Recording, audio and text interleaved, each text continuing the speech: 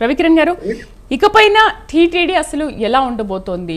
గత ప్రభుత్వం చేసిన తప్పిదాల్ని మీరు ఏ విధంగా అవి రాకుండా ఎలా సరిదిద్దుకుంటున్నారు? పూర్తిగా ప్రక్షాళన చేసే అవసరం ఖచ్చితంగా ఉంది కదా?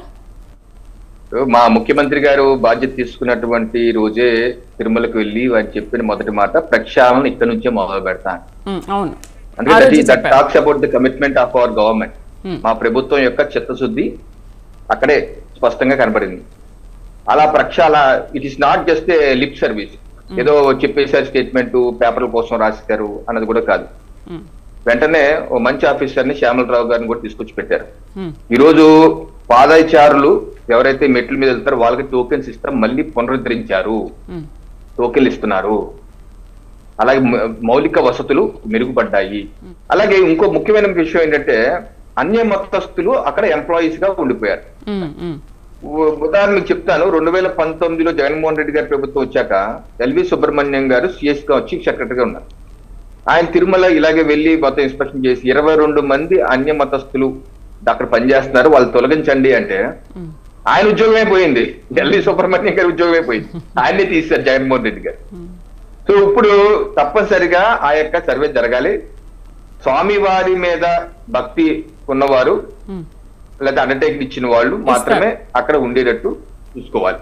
లేకపోతే it doesn't make any sense కదండి. కొండ మీద తిరుమల దేవ అన్ని మతస్థులు పనిచేస్తే ఇంకా హైందవ ధర్మం. ఇంకోటి, గతంలో ధర్మకర్తలుగా ఉన్నటువంటి, అసలు ధర్మకర్తలు అంటే ఏంటి?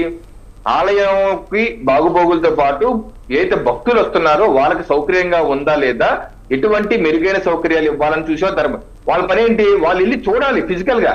అంతేగాని చెన్నై ఓడినో ఢిల్లీ ఓడినో ఎవరినో పెడితే ఆడు ఎక్కడ వచ్చి వస్తాడు, వాడు ఎప్పుడు పరిశీలిస్తాడు. గత ధర్మకర్త మనల్ని ఏం చేస్తారంటే క్రైస్తవుల్ని లేకపోతే హిందూ ఏతరులను పెట్టి వాళ్ళే బయటికి వెళ్ళి క్రిస్మస్ వేడుకల్లో పాల్గొని యేసుక్రీస్తే పెద్ద దేవుడు, ఆ దేవుడు మించింది. ధర్మకర్తల మండలి సభ్యుడే, స్వామి వారిని సేవిస్తా ఉన్న సభ్యుడే వెళ్ళి ఓ సందర్భంలో చైర్మన్ కూడా వెళ్ళి ఆ వేడుకల్లో పాల్గొని అదే క్రైస్తవ అంటే ఇప్పుడు ఎవరి పండుగ వాళ్ళు చేసుకుంటారండి.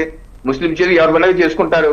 అంతేగాని నువ్వు తిరుపతి దేవస్థానం చైర్మన్ గాను సభ్యుడిగా ఉన్నవాడు వెళ్ళి అన్ని మత దాంట్లో పాల్గొని ఆ దేవుడే గొప్పడు అంటే నా దేవుడు గొప్పడు కాదు, మీరు అక్కడికి ఎవరు రావద్దనే కదా.